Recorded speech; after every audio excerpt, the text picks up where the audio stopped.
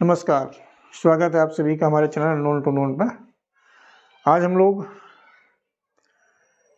Distance, speed और time यानी समय, दूरी, चाल टॉपिक पर चर्चा करने वाले हैं। ये पुलिस भर्ती परीक्षा को ध्यान में रखते हुए वीडियो बनाया जा रहा है। और अगर अभी तक आपने हमारे चैनल अननोन टू नोन को सब्सक्राइब नहीं किया है तो सब्सक्राइब करें। देखेंगे निश्चित रूप से आपके मतलब का कंटेंट होगा। सारे टॉपिक इसमें इंक्लूड किए गए हैं, मैथ्स के स्पेशली, और रीजनिंग के कुछ टॉपिक्स हैं, अभी कुछ और पढ़ने हैं। तो पहले आप क्या करना है, हमारे चैनल अननोन को सब्सक्राइब करना है। पुलिस भर्ती परीक्षा से अगर जुड़े हो तो आप प्लेलिस्ट में जाइए, प्लेलिस्ट में मैथ्स क्लिक करेंगे तो मैथ्स के टॉपिक वाइज सारे वीडियोज़ आपको मिल जाएंगे। और उसको अगर प्रैक्टिस सेट देखना चाहते हैं तो जो भी प्रैक्टिस सेट पढ़े हैं प्रैक्टिस सेट पर क्लिक करिए, प्रैक्टिस सेट आप देख सकते हैं। तो आज हम लोग देखते हैं समय, दूरी और चाल। समय, दूरी और चाल, तो इसमें बेसिक क्या होता है पहले देखें। जो हमारा मेन चीज होता है दूरी, वो हम कैसे पता करते हैं? चाल गुणा समय से। कैसे? मान लीजिए आप साइकिल से जा रहे हैं, टू व्हीलर से जा रहे हैं, बाइक से जा रहे हैं, फोर व्हीलर से जा रहे हैं, और अगर आप मान लीजिए कानपुर से दिल्ली 10 घंटे में पहुंचते हैं और आपकी जो एवरेज स्पीड या औसत चाल है वो 50 किलोमीटर प्रति घंटा है, तो दूरी कैसे पता करते हो? जितनी देर आपने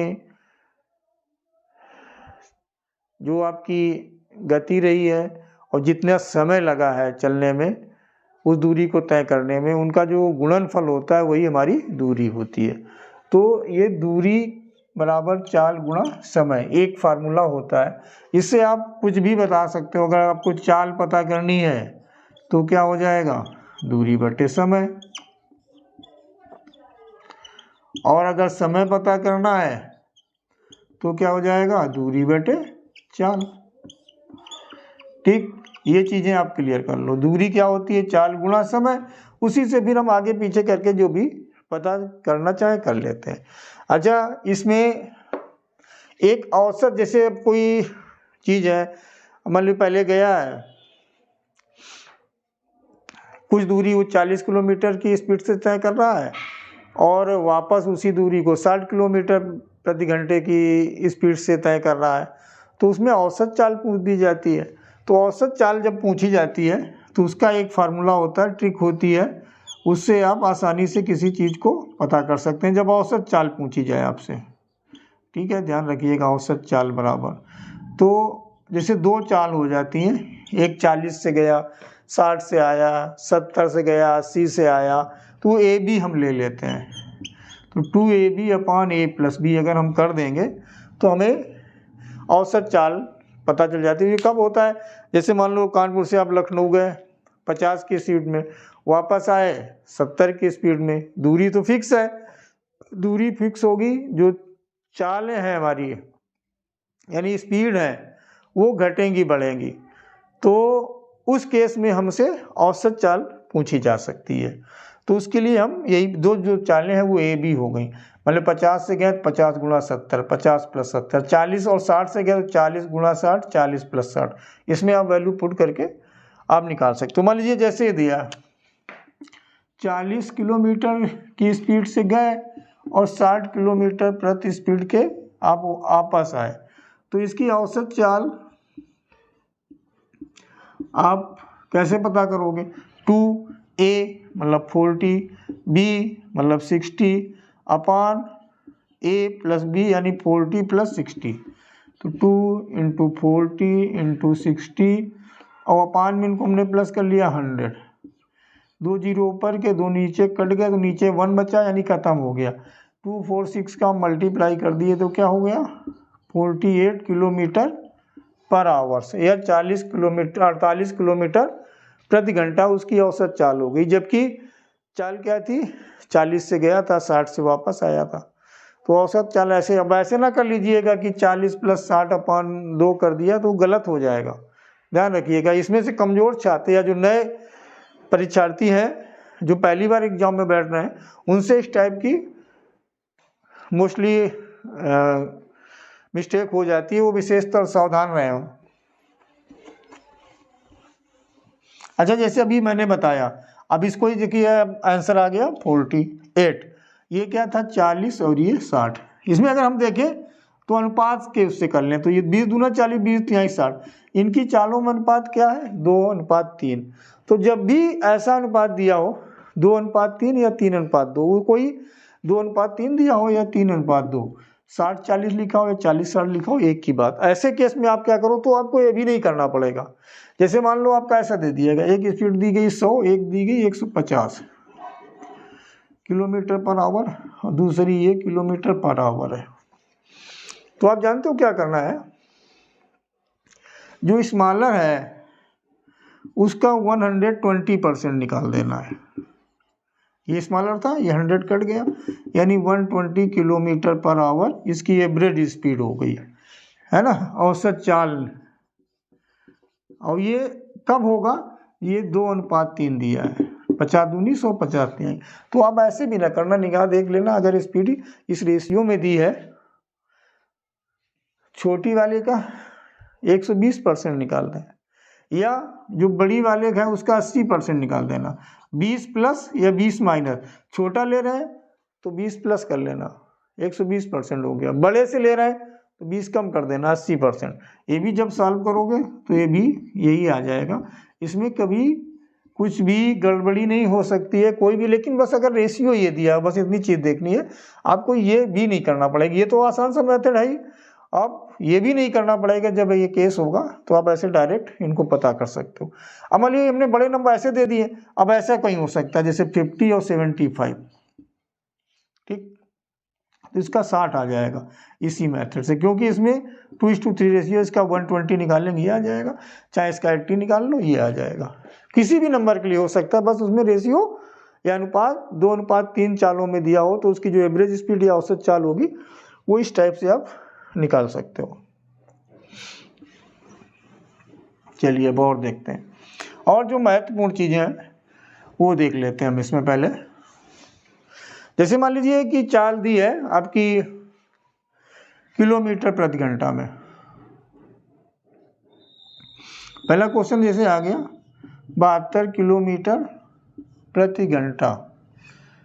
अच्छा, हिंदी में ऐसे लिख दें 72 km/h,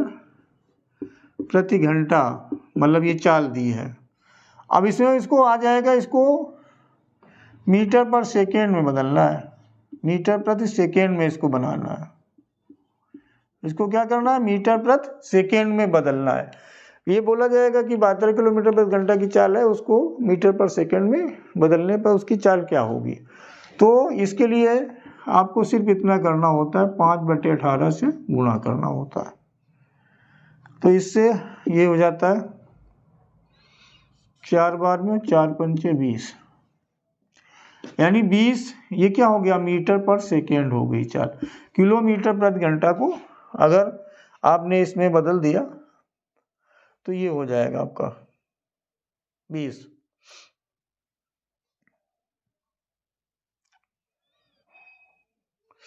और इसको 60 में अगर आप दशमलव में मतलब रखते ही आसान होता है, नहीं तो अगर km/h इसको आप ध्यान कर लें 3.6 से डिवाइड करना अगर सीख लें तो भी यही आंसर आ जाएगा। वो इसी का एक तरह सोल्यूशन होता है, क्योंकि ये 3600/1000 को डिवाइड करने पे ऐसा आता है, 3600/1000 करोगे तो 3.6 आ जाएगा।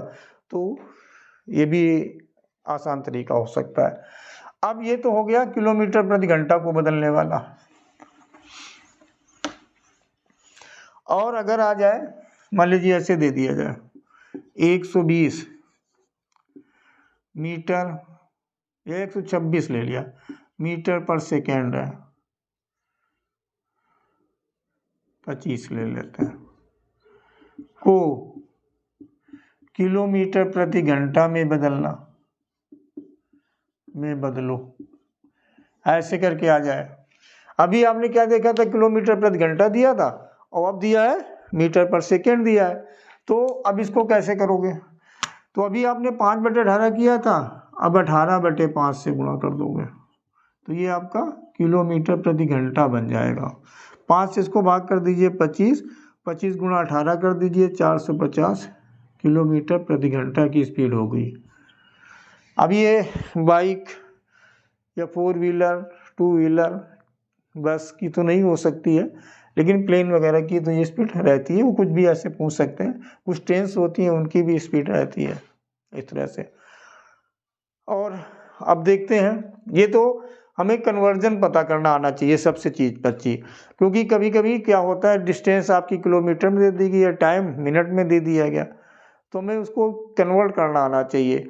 इसके लिए हम क्या जानते हैं कि 1 किलोमीटर में कितने मीटर होते हैं और 1 घंटे में कितने मिनट होते हैं और कितने सेकंड होते हैं, 1 मिनट में कितने सेकंड होते हैं। अच्छा, डिस्टेंस मोस्टली किलोमीटर में दी होगी या फिर मीटर में दी होगी, अगर और कुछ दिया है तो वो आप पता कर सकते हो। तो इतनी चीज़ें अगर आपको आती हैं तो, और अब आगे देखिए क्वेश्चन इसमें कितने टाइप के आते हैं, बहुत सारा हो सकते हैं। अब जैसे एक क्वेश्चन दिया, मान लीजिए एक साइकिल सवार, मान लीजिए ऐसे क्वेश्चन आ गया, एक साइकिल सवार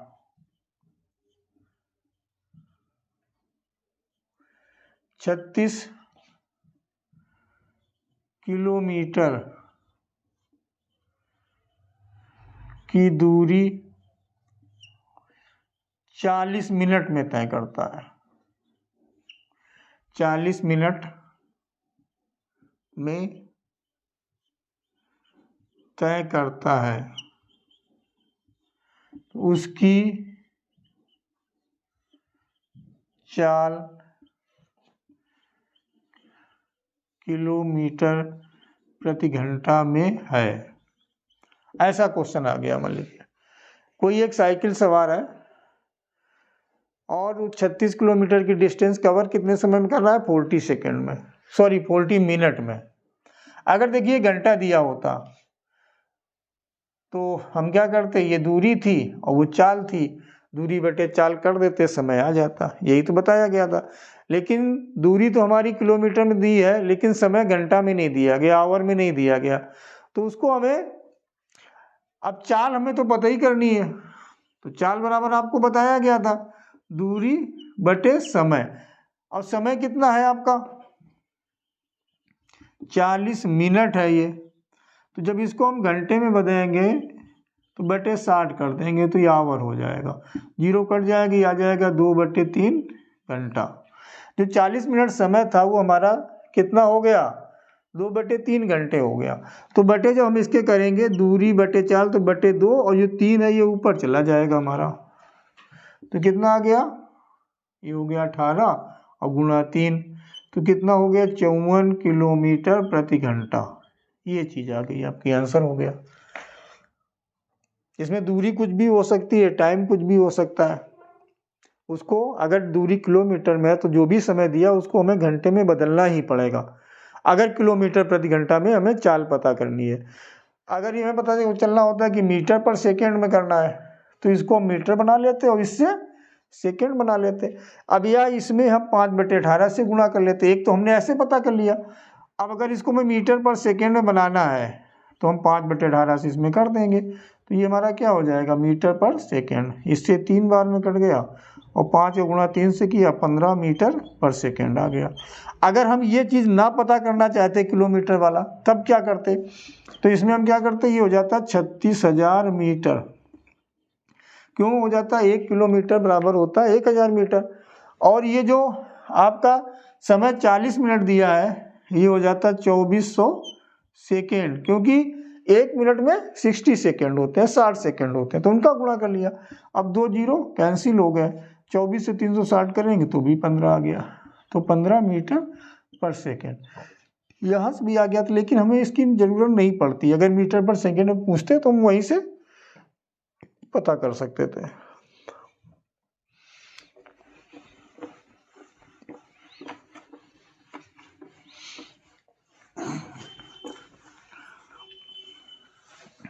अब जैसे सेकेंड क्वेश्चन है, एक व्यक्ति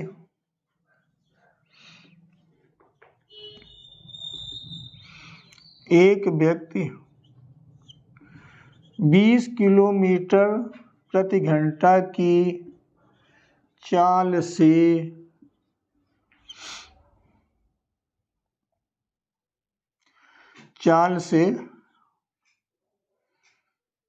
25 मिनट तक चलता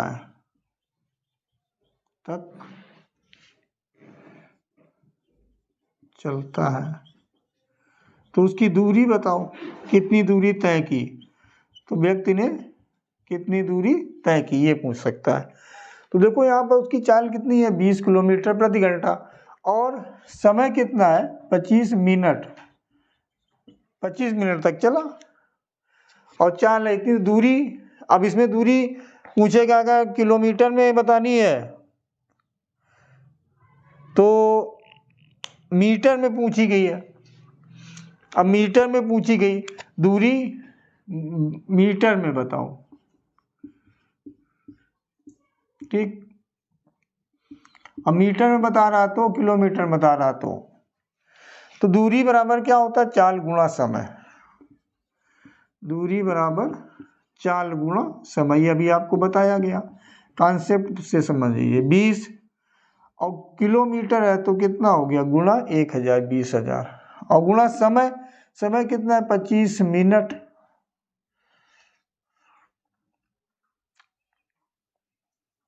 तो इसको हम क्या करें,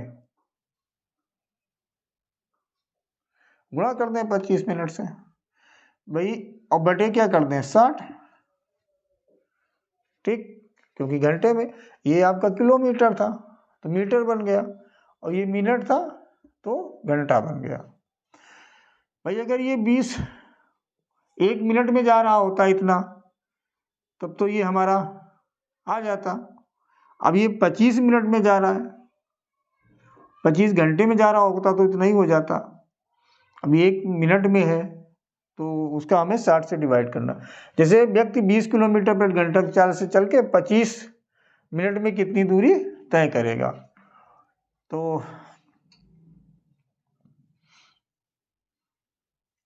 अब इसमें आप इनका गुणा कर लो, एक जीरो कैंसिल कर सकते हो, 25 दूना 50,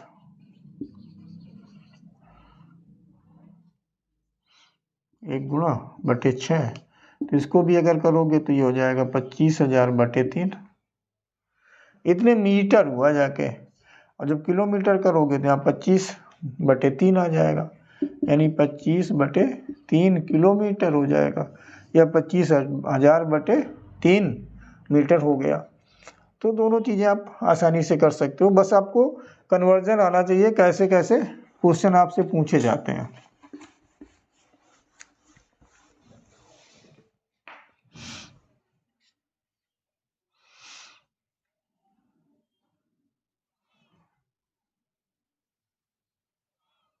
अब जैसे क्वेश्चन आ गया कि अगर कोई व्यक्ति